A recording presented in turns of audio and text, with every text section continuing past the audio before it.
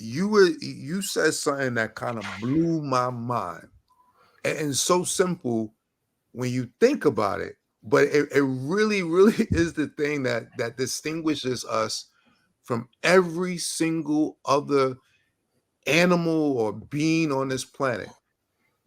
Why are most people not so planful? If that's the thing that separates us from the rest, why are people not like always looking to leverage that advantage? From an evolutionary standpoint, we're reacting with emotions. We're reacting with emotions, Tell me bro. more. What are you talking about? Tell me more. Tell me Yo, more. think about being in the wilderness, right? Think about people just trying to survive the wilderness for thousands of years, millions of years, right? Uh-huh. Where we just got to react to our environment, right? You see a bear, you're running away from the bear, right? You're scared, and that's how our lives play out, right? But a few of us that learned how to plan are the ones that are making money and the ones who are successful from an evolution standpoint. When human beings learn how to plan things out, think about building a house. Like think about the indigenous people out there that are still Wow. farming, right? Wow. You just blew my mind. So if I'm honest and I think about plans that I've made from a fear-based paradigm, they weren't solid plans. Exactly. They were not solid plans. But if I think about plans that I've made when I wasn't like in a hysteria or like I have to gotta make it happen. That what you're saying? Yes, man. Yo, I'm gonna blow your mind again. Think about luck. Luck is a superpower, right? Wait. Luck is chance. How is chance a superpower? What are you talking about? You can create your own luck. People don't understand this. There's a idea. It's called a mental model. It's called probabilistic thinking, right?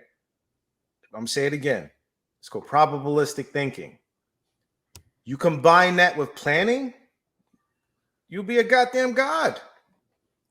Wait. Yo, serious, You're gonna turn off my bro. church family talking about being a god. My bad, my bad. I'm trying to be humble. I just made it extreme just for the clicks. I'm all about being superhuman, baby. It's how do we elevate ourselves, man? How do we build habits to make ourselves better? And planning and thinking in terms of probabilities, there's so much you can do to overcome obstacles in our lives, man. Like, give me an example. Like, give me something I could use right now. Give me an example. Let's say you're trying to buy a house, right? Okay. Do you just go in and you probably the first thing you probably do is talk to a real estate agent? Hey, I want to get a home. Just show me some homes and I'm gonna go look at them and I'm gonna buy them, right? Are you thinking about, hey, how can I get the best price for that home? When is the best time to buy a home? Do you ask yourself that? Is that like within your control though? Like the market kind of dictates. Like, how can you control that? How can you make? But are you thinking about the consequences of buying a home in a particular market that's not good for you? Right? What if that market, that time is all about timing, right? What if the timing in that market, you end up spending hundreds of $1,000s more if you just waited a year, right? Right. But so this is interesting, right? So and kind of goes back to my point, right? So someone who what's the new term that they're using is dehomed, right? And actually needs to get into a place that maybe they don't have the luxury of waiting, right? Even like the car market right now, right? Rent. Car market right now, like since the pandemic, car prices have been sky high. But perfect example. But I live in New York, so I can take public transportation. The rest of the country doesn't operate that way. Some people need a car. They don't have the luxury of waiting, right? So in terms of like using luck in that way, like how do you apply it when like like you're backed up against a wall. You need to do something. In those cases, you're gonna do what you have to do, right? And Uh-huh. I'm not speaking to those cases, right? I'm speaking to what the things you can control, right? These are the Mhm. things you can control. If you're backed into, but even that is like, if I have to buy a used car, what's the best way of doing it? I'm not just Right. gonna go to a dealer and just buy it. I'm a scout, right? And there's so many tools available to us that the internet has changed things. Artificial intelligence has changed everything. So if you're not using these tools to increase your luck, then you're at a disadvantage. You're handicapped So at this talk to me point. about that. And I Yeah. and I know there's a lot of conversation around AI, and it's very much skewed, right? And it's almost like we're in an interesting place, right? If you don't use it, you're at an incredible disadvantage, right? And if you do use it, you're participating in this big machine that really is like designed to replace us. Like, how, what do you If you what do see you it that way. no? So how do you see it? How do you see like this Listen, AI evolution? when computers came about, we replaced typewriters, right? Like this Mhm. is just the nature of advancing, like humanity evolving. The printing press came, all those people that were on the corners of in these tribal settings, they were preaching. You probably had that all over the place, which is people just preaching. Printing press came back, what was this, the 1400s, around that time. Mhm. That changed everything. You could read books in masses, right? You could get information and ideas not just from people, but from books. This is what AI is. It's just transformative. It's going to change humanity moving forward. And it's Pandora's box. We can't put it back in. It's already out there. So either you adapt or you get left behind.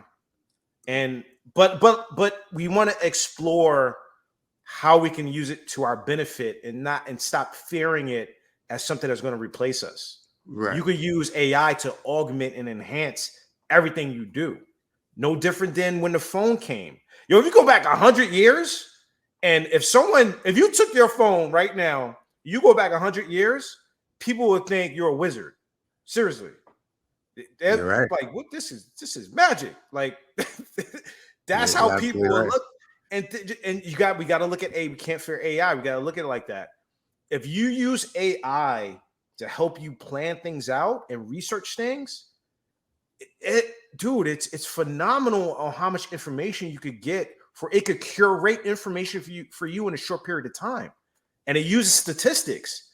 Like, we're at this place where data is demystifying a lot of stuff.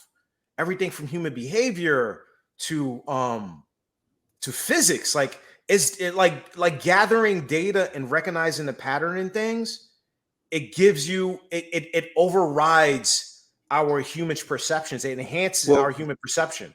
Yeah. so I mean that's right up our wheelhouse, right? That's why we created this company, right? We wanted to leverage big data that the big corporations use and make that available to the everyday person so that they can make informed decisions to move their life forward, right?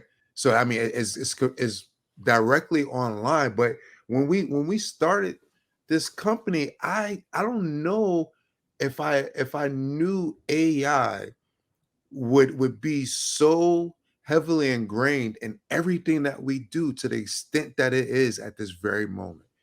Everything's moving at lightning speed, right? So how do you how do you adjust? How do you keep up? Dude, it's in our blood to adapt. Like, and this is personal for us, man. We didn't start this company just to make money. We started this because we wanted to change people's lives. Like, I grew up poor.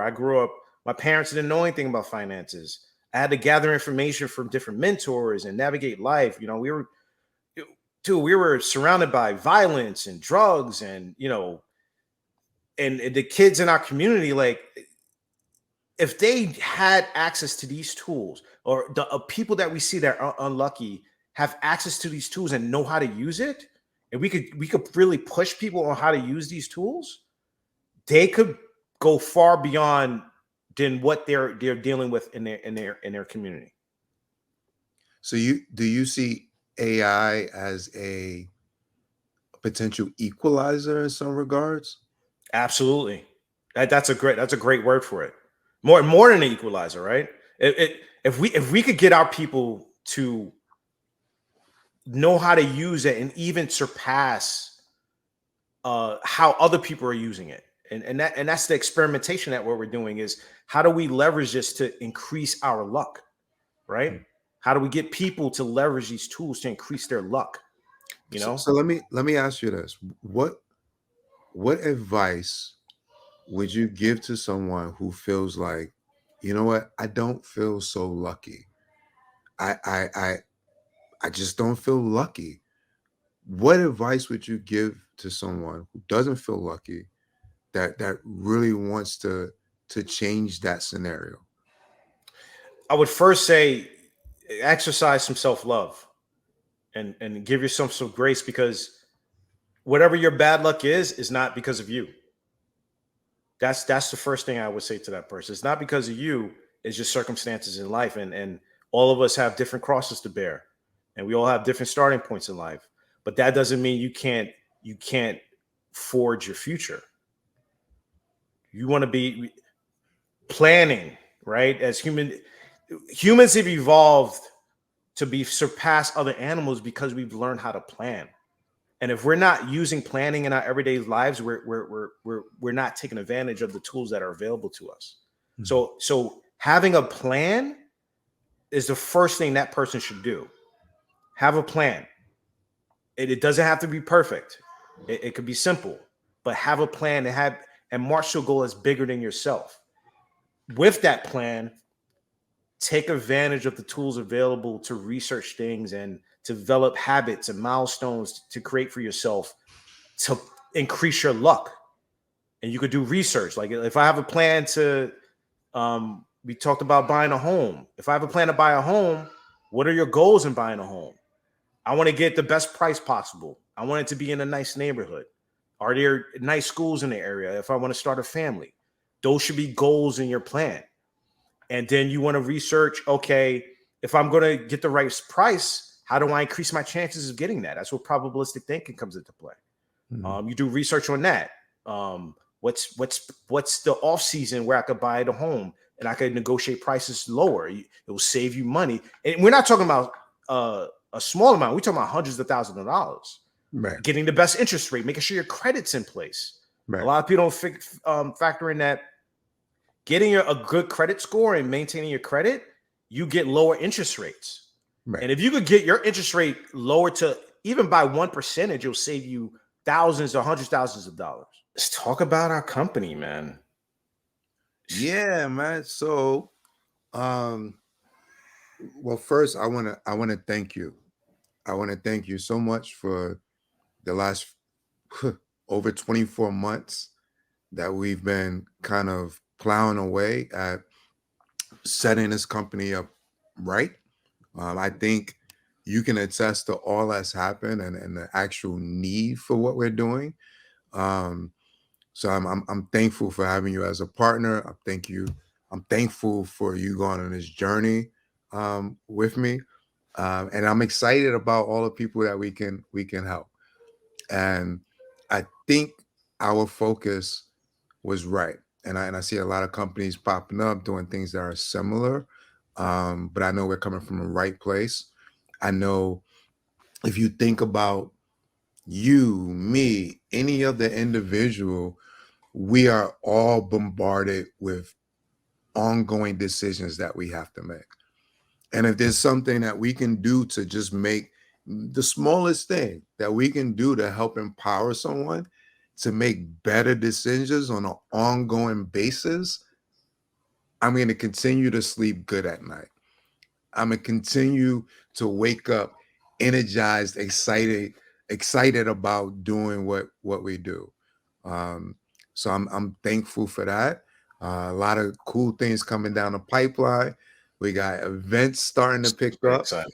We Super on the excited. verge of closing our first multi-figure contract. We got clients that are kind of really, we haven't done any real advertising, and we're fortunate enough to say that we're profitable and that we have clients that are interested in the services that we're providing.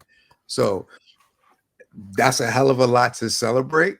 Um, and knowing it's not just me, it's not just you and me.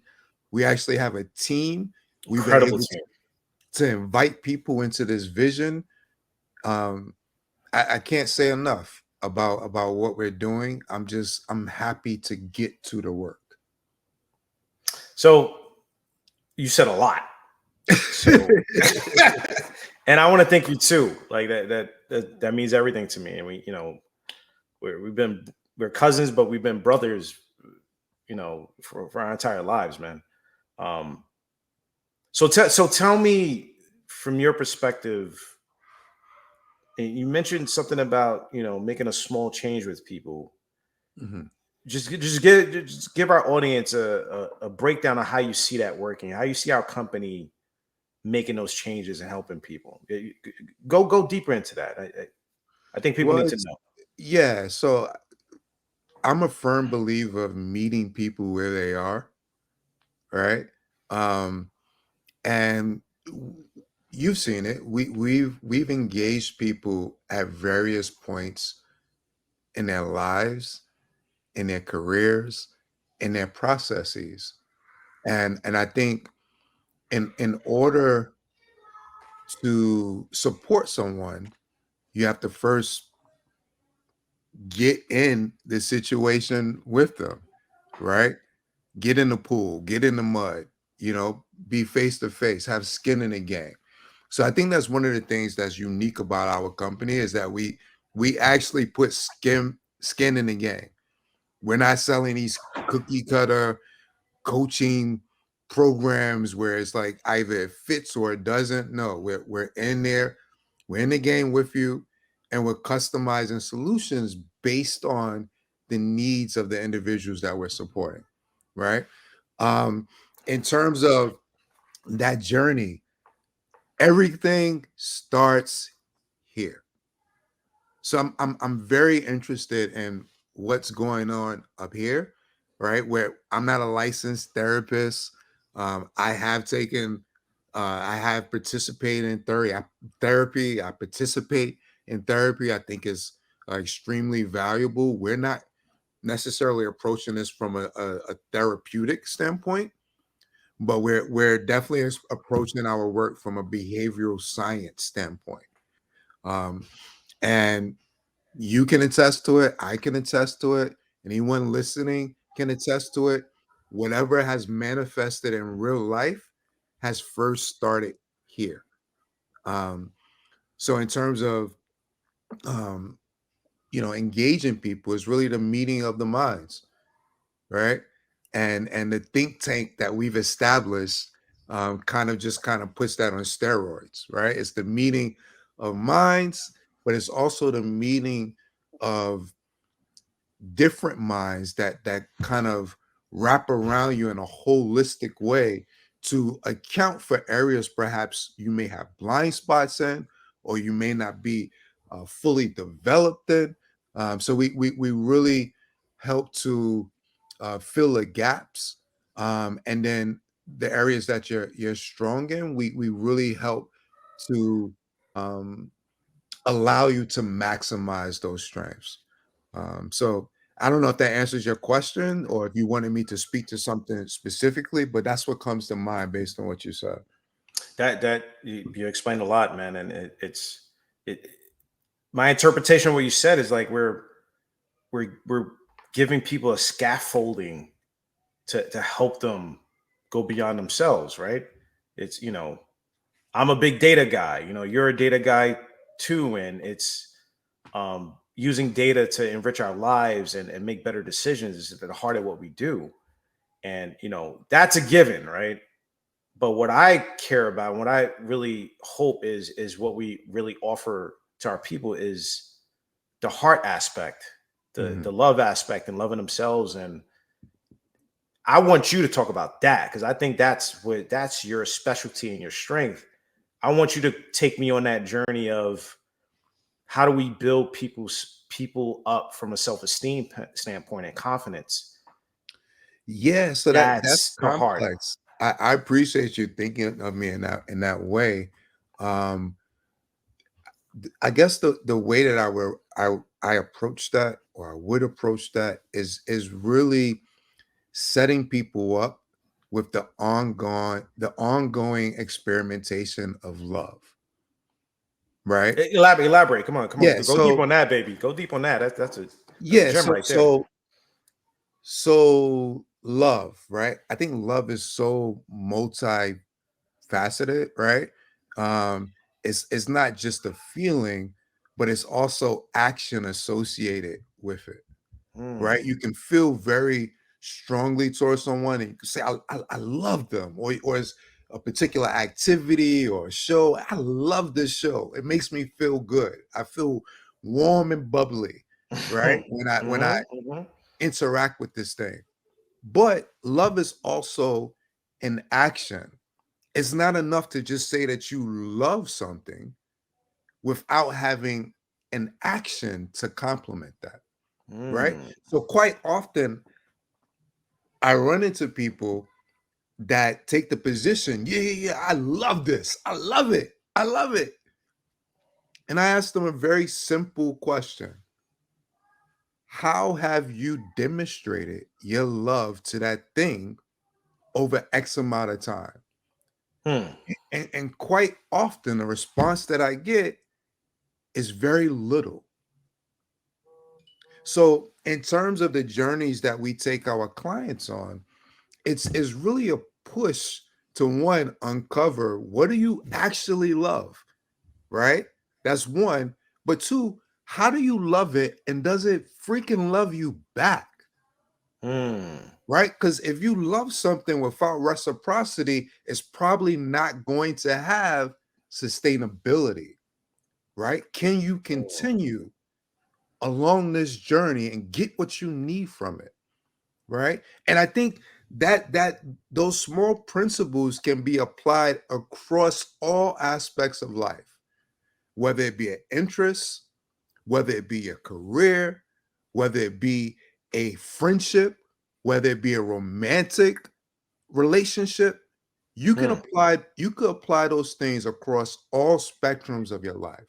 So that's what I mean about experimentation of love, the ongoing experimentation of love. It's really setting these things up to test those theories, those assumptions. Do I really love this?